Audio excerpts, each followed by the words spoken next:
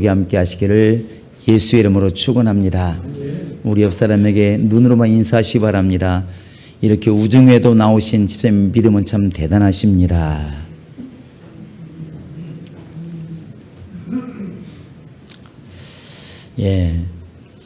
말이 없으니까 좀 이상하긴 하죠. 우리만 아는 겁니다.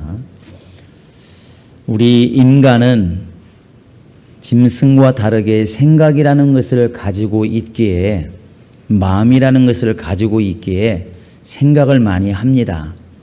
그런데 그것은 다른 뜻으로 보면 사람은 누구나 마음에 돌을 하나씩 가지고 있습니다. 그 돌은 자기를 위한 돌이 아니고 남을 정죄하고 죽이는 데 쓰려고 가지고 있는 돌입니다. 이스라엘 사람들은 항상 사람을 볼 때 율법을 통해서 보았습니다. 그래서 저 사람이 율법을 어겼는가, 안식일을 어겼는가, 하나님 말씀을 어겼는가 이렇게 눈여겨보는 겁니다. 그래서 안식일을 범하든 율법을 어기면 이렇게 말하는 것입니다. 저 사람이 율법을 어겼으니까 돌로 쳐 죽여야 된다 이렇게 말을 해요. 그 율법이 그들에게는 돌입니다. 그런데 그러면 이방인들은 그런 게 없느냐? 이방인들도 돌을 가지고 있는데 그것은 양심이라는 것입니다. 그래서 우리가 요즘에도 많이 보긴 하지만 어떤 사람이 죄를 지으면 나하고 상관이 없어도 내가 볼 때 잘못되어 있으면 그게 전체가 공평하지 않다 할지라도 자기 눈에 잘못되어 있으면 그때부터 비난하기 시작하고 죽이라고 돌을 던지기 시작하는 겁니다. 이방인들의 돌은 바로 양심의 기초를 두고 있습니다. 이것은 그런데 누구나 가지고 있다는 것이죠. 그래서 사람들이 비난하고 째짓질하기도 하고 때로는 막 사람들 앞에서 이렇게 창피를 주고 하는 것은 결국 그들을 이렇게 우리가 내몰고 있는 나의 돌이 있다는 것입니다. 그러나 우리가 여기서 고민해 봐야 될 것은 하나님이 우리에게 지금 무엇을 말씀하실까? 하나님이 지금 여러분 나에게 오늘 무슨 말씀하실까? 하나님이 우리에게 원하시는 것은 돌을 내려놓으라는 것입니다. 우리에게서 돌을 내려놓으라는 것입니다. 이걸 내려놓지 않으면 하나님의 사람이 하나님의 사람답게 살아가지를 못합니다. 이게 가장 두려운 거예요. 여러분, 홀로 산에 사는 사람이 있을 때 이 사람에게 무슨 법이 필요하고 이 사람에게 무슨 주변 사람을 배려하는 게 필요하겠습니까?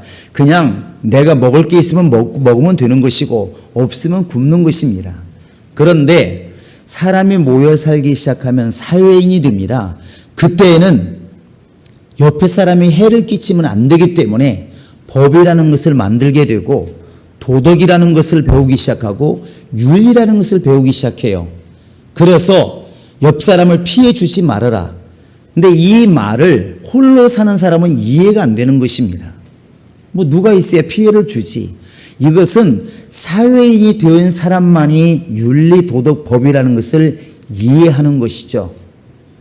그것처럼 하나님이 우리에게 원하시는 것은 이제 자연인도 아니고 사회인도 아니고 여러분과 지금 나에게 원하시는 것은 신앙인이 되기를 원하는 겁니다. 신앙인은 사회인과 또 다른 측면이 있습니다. 이것을 깨닫지 못하면 하나님 말씀을 이해하지 못합니다. 세상에서는 좋은 사람이라는 소리를 들을 수 있어요. 그러나 그것이 신앙이 꼭 좋은 건 아닙니다. 잣대가 다르기 때문이죠. 홀로 산에서 굉장히 열심히 산다 할지라도 그 사람이 사회에 나와서 열심히 산다는 보장은 없다는 겁니다. 그건 기준이 다르기 때문에 그렇습니다. 그와 같이 하나님이 지금 우리에게 원하시는 것은 이 세상에 살고 있지만 하나님의 자녀답게 살라고 지금 요구하는 것입니다. 우리는 그것을 한마디로 말하면 격이라고 말을 해요. 격. 품격, 인격, 그 다음에 말에도 격이 있습니다. 그래서 누군가가 배운 사람이 만약에 학교 선생님이 말을 너무나 이렇게 막 욕을 한다든지 저렴한 언어라고 그러잖아요. 그럼 뭐라 말합니까? 똑같은 말을 하는데 친구들이 뭐라 하냐면 너는 여러분이 대답할 줄 알았습니다.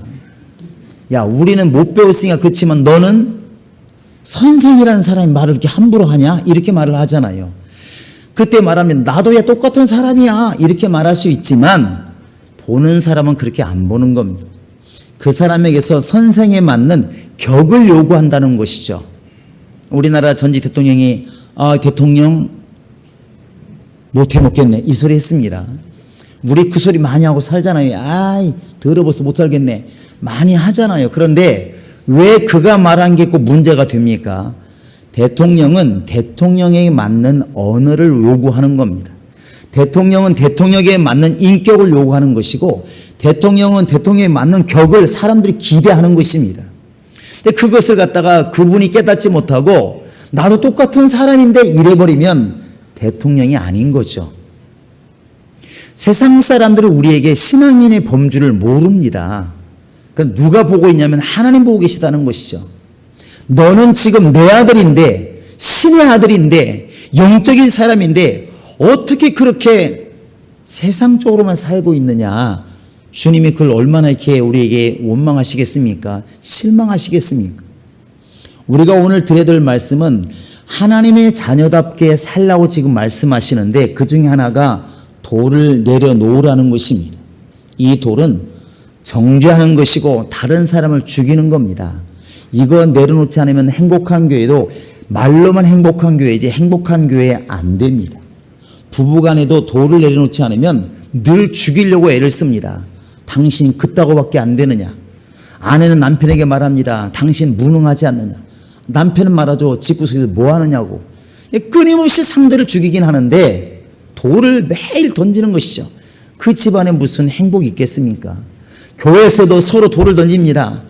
목사에게 돌을 던지고 장로에게 돌을 던지고 집사에게 돌을 던지고 서로 늘 돌을 던지는데 그 교회가 어떻게 행복할 수 있겠습니까? 평안할 수 있겠습니까? 오늘 우리가 신앙인이라면 세상 사람은 자기의 유익을 위해서 남을 죽일 수 있지만 신앙인들은 다른 사람을 살리기 위해서 나를 죽이는 것이 신앙인입니다. 근데 그 길은 돌을 내려놔야 됩니다. 이건 안 보여요. 내 속에서 돌을 내려놓지 않으면 안 되는 것입니다. 여러분 이 말씀이 오늘 말씀이 다른 거 아닙니다. 현장에서 간음하다가 붙잡혀 왔대. 그 여자에게는 망신이고 사실은 오늘날에도 이런 일이 있으면 얼마나 사람들 돌을 던지는지 몰라요. 여러분 간혹가다 이렇게 모든 국민에게 지탄받을 일이 있을 때에 여러분 댓글이라든지 신문에 보시면 얼마나 공격을 합니까? 뭐라 말하냐면 죽어 마땅하다 이렇게 말을 해요. 근데 우리도 역시 또 똑같이 말합니다. 죽어 마땅하다고. 저런 사람은 죽어 마땅하다고. 근데 지금 현장에서 더더군다나 이스라엘에서 붙잡혀 왔다는 것은 당연히 죽어 마땅한 것입니다. 그런데 오늘 이 주인공은 사실은 현장에서 붙잡힌 여자가 아니잖아요. 지금 예수님께 올 때는 그 사람들이 예수를 어떻게 하면 고발할까 싶어서 6절에 나와 있는 것처럼 어떻게든 예수를 죽이려고 고발하려고 지금 예수를 난처하게 만들려고 여자를 데려온 겁니다. 질문하죠. 이 여자를 어떻게 했으면 좋겠습니까? 율법에서는 죽이라고 그랬는데 죽일까요? 묻습니다. 예수님이 상당히 난처한 것이죠. 죽이려고 말을 하면 예수는 사람을 살리러 오셨다고 말씀하시고 나는 생명 주러 왔다. 나는 구원하러 왔다. 이렇게 말씀하시는 주님의 그 말씀이 무색하잖아요. 사람 하나 죽어왔는데 살릴 수가 없는 무능한 예수님. 또 반대로 죽이라고 그러면 아니 예수님은 도대체 살리라고 하면 당신이 뭔데 율법을 어기느냐 이렇게 말하지 않겠습니까? 그러니까 예수님은 이렇게 말을 해도 저렇게 말해도 걸리게 되어 있습니다. 예수님께서 그때 하나님이 보고 계시는 것을 이렇게 말씀하시는데 그게 뭐냐면 너희 중에 아무라도 죄가 없는 사람이 먼저 저 여자를 향해서 돌을 던져라 그래요.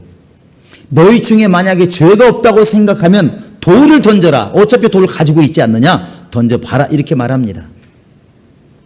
그런데 사람들이 슬금슬금 다 돌아가는 거예요.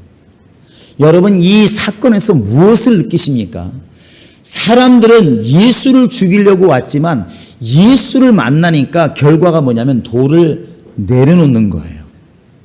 예수를 만나니까 자기가 가지고 왔던 여자를 죽이려고 하는 그 돌을 내려놓게 되더라는 것이죠.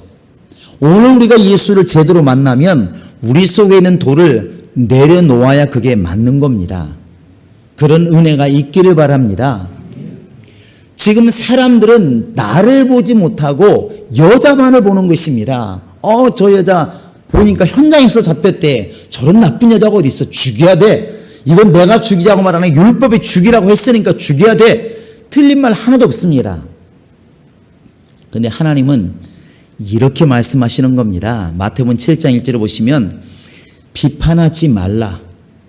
네가 다른 사람을 비판하면 하나님은 너를 비판한다. 그래 그 다음 말이 뭐냐면 네가 헤아림으로 너도 헤아림을 받는다 이렇게 말합니다.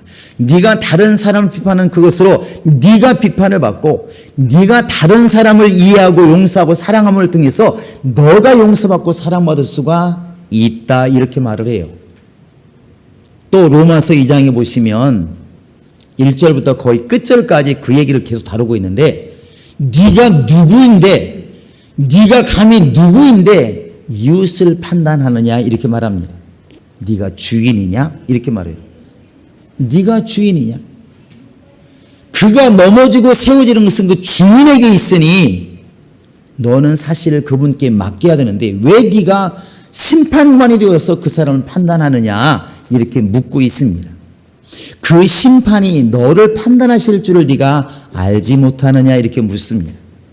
여러분 이 말이 이론적으로 어렵진 않아요. 그러나 우리가 좀 더 이해를 하기 위해서는 이렇게 생각해 보시기 바랍니다. 여러분 감옥에 가 있는 사람들은 죄인, 의인? 아직도 헷갈리시나요? 물론 억울한 사람이 있겠지. 그런데 일단 본질적으로 감옥에 가 있는 사람들은 죄인입니까? 의인입니까? 우리나라에서는 죄인이라고 취급받은 사람들이에요.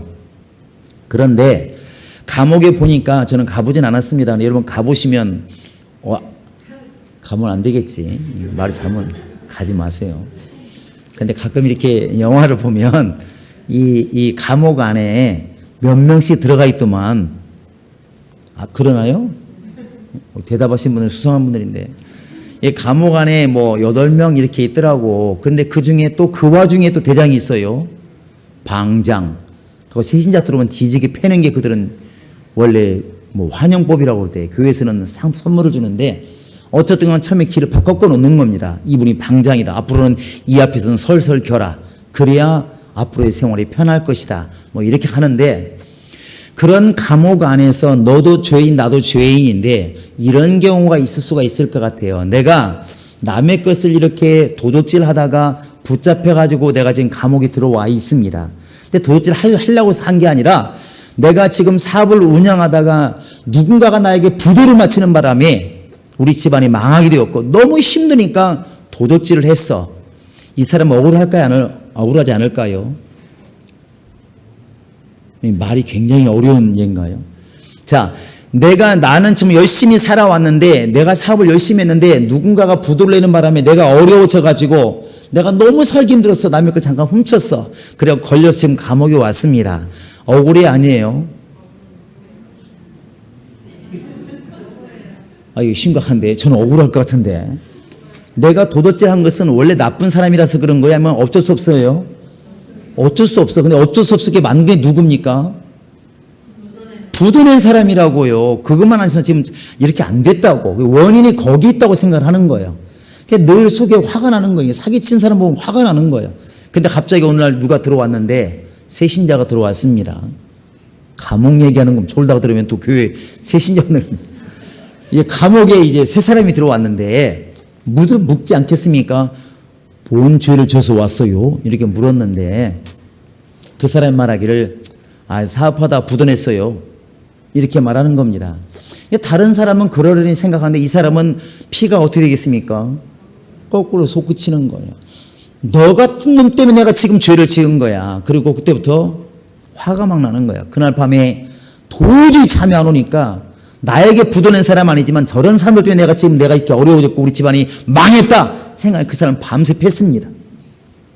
밤새 팼어요. 죽지 않을 만큼 팼습니다. 그 다음날 어떻게 될까요? 교도관들이나 나중에 법에 이렇게 호소했을 때 시원하시죠. 잘했습니다. 그래야지 사람이 이렇게 하겠습니까? 아니면 이 사람을 가두겠습니까? 이 사람을 가두는 거예요. 왜냐하면 이 사람에게는 억울함은 있지만 재판할 권리가 없는 겁니다. 사람에게 죄를 정하는 것은 판사밖에 할 수가 없는 거예요. 그런데 내가 억울하다고, 나보다 못났다고, 나보다 부족하다고, 내보다 더 큰 죄를 졌다고 내가 징계해버리면 안 맞는다는 것이죠. 그러니까 감옥 안에서도 제일 서열이 높은 게 사형수라고 얘기하더만 언제 죽을지 모르기 때문에 겁나는 게 없다는 거예요. 그 사람이 끝나고 여러분 지금 감옥을 다 심판합니까? 그러진 않잖아요. 오늘 지금 서기관과 바리새인들이 가늠한 여자를 데리고 왔습니다. 데리고 왔는데 사람들은 돌을 가지고 있으면서 누구를 생각하냐면 여자를 생각하는 거예요. 저 여자는 죽어 마땅하다. 그런데 하나님은 뭐라 말씀하시냐면 너도 지금 똑같은 죄인인데 왜 저 여자를 죽이려고 하느냐. 그러나 하나님이 하실 일이 네가 할 일은 아니라는 것입니다. 그래서 비판하지 말라고 지금 말씀한 겁니다. 판단하지 말라고 얘기하는 것입니다. 정죄하지 말라고 말하고 있는 것입니다. 너 그 사람 죽이려고 하는 그 돌을 내려놓지 않으면 너 그 돌 때문에 네가 죽는다. 이게 바로 하나님의 말씀이에요. 근데 여기에서 우리가 오해하지 말을 것은 그러면 예수 믿는 사람들은 다 죄를 지어도 놔두라고 그랬으니까 용서하라고 했으니까 그럼 죄는 뭐 필요 없는 것인가? 아닙니다. 법을 집행하는 것은 하나님이라는 것을 인정해 달라는 것입니다. 할렐루야. 여러분 길 가다가 누가 무단횡단 하시면 불러다가 여러분 딱지 끊으시나요? 말은 하지. 저런 에이 이렇게 말을 하지만 이리 오세요. 벌금 2만 원입니다. 갖고 여러분 메모해 주면 벌금 내야 안 내요? 아무 상관없는 겁니다. 그 사람이 뭐라 말하겠습니까? 대찬 사람이면 네가 뭔데 나한테 벌금 내라 말아 그래 이렇게 나오는 것이죠. 그런데 똑같은 사건인데 똑같이 그 여자가 건너왔는데 만약 옆에 경찰이 있을 때 경찰 뭐 하느냐고 저 사람 죄인이라고 이렇게 말하면 어떻게 하겠습니까? 경찰이 이리 오세요. 그리고 그 사람이 끊으면 정당한 거예요. 벌금 내야 됩니다. 뭐가 다릅니까? 길을 건너온 것은 똑같은데 바로 내가 집행하지 않고 집행자에게 맡긴 사람은 지혜로운 사람이고 내가 집행하려고 하면 오히려 달라들어서 싸움이 난다는 것이죠. 해결도 안 되고 영적인 문제가 어려운 게 아니라 너무나 단순한 문제가 여기에 있는 것입니다. 우리 하나님이 죄에 대해서 얼마나 무섭게 생각하냐면 이 여자도 지금 그렇다고 아무 상관이 없는 게 아닙니다. 예수님 말씀하시기를 다시는 죄를 짓지 말아라. 이게 주님께서 하신 말씀이고 출애굽기 19장 5절에 보시면 아비의 죄가 3, 4대까지 간다 할 정도로 하나님은 죄에 대해서는 잊지를 않습니다. 반드시 기억하시는 거예요. 히브리서 10장 30절에서도 이 원수 갚는 것이 내게 있으니 이렇게 말을 합니다. 하나님이 원수를 안 갚는다는 게 아닙니다. 죄를 묻지 않는 게 아닙니다. 끝까지 물으시는 게 하나님이십니다. 그게 하나님이십니다. 근데 우리는 내가 돌을 던져야 시원하다고 생각을 하는 것입니다. 주님은 오늘 우리에게 그걸 바꾸라는 것입니다. 지금 이 사건은 현장에서 붙잡힌 여자 문제가 아니고 그 여자를 죽이려고 돌을 들고 있는 이 서기관들과 바리새인들에게 지금 주님이 하신 말씀인 것이고 그것은 서기관과 바리새인의 문제지만 사실은 여러분과 지금 나의 문제라는 것이죠. 우리도 하나님의 자녀라고 말을 하면서 예수의 말을 듣고 사는 신앙인이라고 말하면서 얼마나 많은 돌을 던지는지 모릅니다. 정말 누군가가 교회 안에서 실수했을 때 여러분 품어준 사람 얼마나 있을까? 그 사람 살려보려고 같이 회개하고 내가 회개할 일이라고 외치는 사람이 얼마나 있을까? 돌을 던진 사람 많습니다. 어떻게 그따구로 그렇게 살 수가 있어? 돌을 막 던져요. 돌을 던지는데 세상 사람도 충분히 그렇게 한다는 것입니다. 그게 바리새인이고 서기관들 아닐까요? 서기관과 지금 바리새인들이 죄 없는 사람을 지금 죽이려고 합니까? 죄가 있는 여자를 지금 죽이려고 하는 것입니다. 근데 예수님은 돌을 내려놓으라는 겁니다. 이것은 그 여자가 잘했다고 들으시면 안 됩니다. 하나님만이 사람을 정죄할 수 있고 사람을 심판하시고 하나님만이 살리십니다. 예수님 말씀을 저가 가서 회개하면 살 것이고 회개 안 하면 그건 머리에 숯불을 쌓는 것과 같다. 그냥 그에게 달린 것이고 하나님에게 달린 것이지 네가 집행관 되려고 하지 말아라. 분명히 지금 가늠한 문제에서는 저 여자는 잘못했고 너는 지금 떳떳할지 모르겠지만 예수님 말씀하시기를 네가 형제를 미워하는 마음을 가지면 그건 살인한 것이다. 네가 이웃의 것을 한번 욕심을 가진 것이 있으면 그게 도둑질한 것이다. 그러니까 지금 이 문제에 있어서는 간음의 문제에 있어서는 네가 깨끗할지 모르고 돌을 던질지 모르겠지만 양심의 문제에 있어서는 너도 돌 맞을 사람이고 네가 형제를 네가 사랑하지 않다면 너도 돌 맞을 사람이다. 똑같다는 것입니다. 그래서 하나님은 우리 자신을 보기를 원하는 것입니다. 우리는 희한하게도 나에 대해서는 관대하지만 다른 사람에 대해서는 돌을 든다는 것입니다. 내가 잘못했을 때는 그거 하나 이해 못하냐고 세상에 온전한 사람이 어디 있어 이렇게 말을 하는데 다른 사람에 대해서는 돌을 막 던진다는 것입니다. 실수했어도 안 되고 연약했어도 안 되고 주님은 지금 여자를 보고 말씀하시는 게 아니고 서기관과 바리새인들을 돌을 든 사람에게 이야기하는 것입니다. 지금 우리 성도들에게 말씀하고 있는 것이고 저에게 말하고 있는 것이고 우리에게 지금 말하고 있는 것입니다. 행복한 교회가 정말 세상적으로 반듯한 교회 되는 것도 중요합니다. 그러나 교회가 거기서 머물러 버리면 하나님의 사랑받기는 어렵습니다. 우리는 지금 신앙인이 되기를 원하는 것이고 하나님이 쓰시는 교회가 되기를 원하는 것이고 하나님의 자녀가 된 자들이 모인 곳이 교회가 되기를 원하는 것입니다. 그런데 우리는 예수 안에 있으면서도 예수를 만나고 있으면서도 예수를 따라다니고 있으면서도 뭘 가지고 있냐면 돌을 가지고 있다는 것입니다. 주님 보십시오. 저 여자가 죄를 지었습니다. 주님 보십시오. 저 사람이 사기치고 있습니다. 주님 보십시오. 저 사람이 악한 마음을 가지고 있습니다. 돌 던질 기회만 자꾸 찾고 있다는 것입니다. 주님 말씀하시기를 그래 알아들었어. 그러니까 네가 죄가 없으면 네가 때릴 수 있어. 던져봐 한번. 너도 그 사람에게 돌을 던졌으니까 너도 돌 맞을 기회가 생기면 너한테 돌이 날아올 거야. 그때는 원망하지 마. 이게 주님의 말씀이에요. 전혀 어려운 게 아닙니다. 이렇게 돌로 표현하니까 너무 쉽잖아요. 그런데 사실은 우리의 언어 속에서 삶 속에서 너무나 많은 돌을 던진다는 것입니다. 그래서 교회에서 누가 실수하면 막 2명, 3명, 5명이 달라붙어서 건져내는 게 아니라 3명, 5명이 모여가지고 그 사람에게 돌을 던져버리니까 더 이상 일어설 방법이 없는 거예요. 죽어버리니까. 근데 우리는 신앙생활 잘하고 있다고 생각하는 것입니다. 돌 던졌으니까. 그런데 우리는 생각해 보셔야 됩니다. 우리가 주일을 잘 성수하고 11조를 잘 드리고 기도생활 잘하니까 나는 돌을 던져도 괜찮나요? 정말 그렇게 우리가 생각하십니까? 예수님처럼 마음 중심에서도 그는 육신을 입으셨으나 죄는 없으시니라 이렇게 말하고 있는데 정말 우리가 그렇게 예수님처럼 죄가 없다고 장담할 수 있을까요? 생각 속에서 마음 속에서 행동에서 삶 속에서 전혀 우리가 돌을 안 맞을 것만큼 자신이 있나요? 그렇지 않다면 주님께 맡기는 사람이 현명한 사람이지 돌을 던지는 사람이 지혜로운 사람이 아니라는 겁니다. 우리 정치인들 많이 보잖아요. 그들이 막 말하면 지금 잘못하니까 왜 그렇게밖에 못하냐, 그따구밖에 못하냐, 국민을 위한다면 그러면 안 되지. 이렇게 누군가가 심하게 글을 쓰면 다음날 올라오는 게 뭐예요? 맨 전에 당신이 이렇게 말을 했던데 그 사람 말한 걸 보니까 뒤집어 쓰기를 했어 또. 이게 자기에게 화살이 돌아온다는 것이죠. 자기에게 화살이 돌아온다는 것입니다.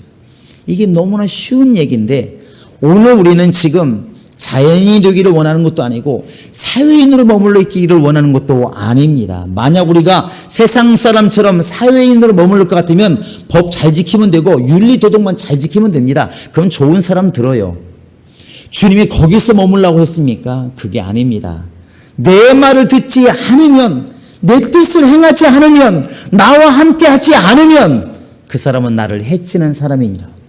그들이 이렇게 말하겠죠. 내가 언제 법을 어긴 적이 있습니까? 나 준법 잘 지켰고 세금 잘 냈고 할 수 없는 남을 도우려고 애썼습니다. 이렇게 말할 수 있습니다. 네가 세상 법은 잘 지켰을지 몰라도 나와 함께 모으지는 않았다. 이건 주님 말씀하시는 겁니다. 우리는 지금 이 자연적으로 홀로 세상 속에 살아가는 그 사람보다는 모여 사는 삶이 힘들다는 걸 알아요.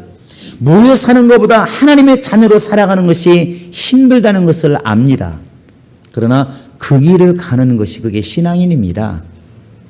그러기 위해서 우리에게 필요한 게 뭐냐면 너희가 죄가 없는 자가 돌로 쳐라 했을 때 예수를 만난 사람, 예수의 말을 들은 사람이 다 이렇게 자기 손에서 돌을 놓고 돌아갔던 것처럼 사실은 그렇게 가야 그게 은혜라는 것이죠. 우리 마음 중심에서 미운 사람도 있고 왜 싫은 사람 왜 없겠습니까? 그 사람 죽이려다가 하다가 무슨 생각이 들어야 되냐면 나도 만만치 않은 사람이구나. 만만치 않은 사람이구나. 그 사람은 그렇게 말하잖아요. 저 사람은 드러난 죄인이고 우리는 드러나지 않은 죄인이고. 이런 생각이 딱 떠오르는 순간에 용서할 수밖에 없고 하나님께 말할 수밖에 없다는 것이죠. 그 고백이 뭐겠습니까? 하나님, 나는 죄인으로소이다. 그렇게 고백을 한다는 것이죠. 예, 늘 그런 예화를 우리가 말했지 않습니까? 굴뚝 속에 두 명이 청소하고 나왔는데 한 명은 얼굴이 새까맣게 깜장이 묻었고 한 사람은 별로 안 묻었어. 어떻게 된 것인지. 누가 얼굴이 씻으러 간다고 그래요? 안 묻은 사람이 씻으러 간다는 거예요. 왜? 다른 사람을 보고 나도 그런 줄 알고 씻으러 간다는 거예요. 이게 바른 거다는 것이죠. 그것처럼 성경은 우리에게 요구하고 있는 게 뭐냐면 누군가가 범죄하거든 너희는 주의 말씀으로 바로 잡고 너 자신을 돌아보아서 너도 그런 사람이 아닌지 좀 돌아봤으면 좋겠다. 말씀이 어려운 게 아닙니다. 여러분, 이제부터 우리가 우리 마음에서 생각에서 돌을 내려놓으셔야 됩니다. 마치 아무런 무기가 없는 것처럼. 예수님 보십시오. 때리면 그냥 맞고 그냥 십자가 달리면 달리십니다. 그 손에 무슨 칼이 있고 무슨 무기가 있습니까? 무슨 돌이 있습니까? 오히려 자기를 죽이려는 사람들에게 저들의 죄를 저들에게 돌리지 마소서 이렇게 말을 해요. 굉장히 연약해 보이고 답답해 보이고 무능해 보이지만 하나님이 그를 위해서 일하십니다. 그게 능력이에요. 베드로처럼 칼을 들고 말고의 귀를 떨어뜨리고 막 싸우니까 능력 있는 것처럼 보일지 몰라도 하나님이 그렇게 되면 그를 위해서 일하지 않는다는 것입니다.